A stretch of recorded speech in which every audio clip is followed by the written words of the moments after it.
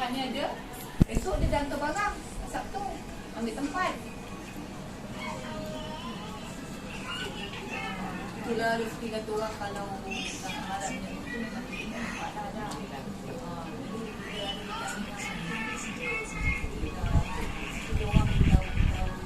Ramai juga diorang ajak pergi mana kita punya kerjaan tak rasa kan.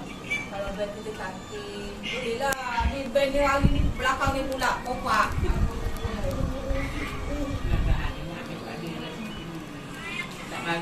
Kalau nak betulkan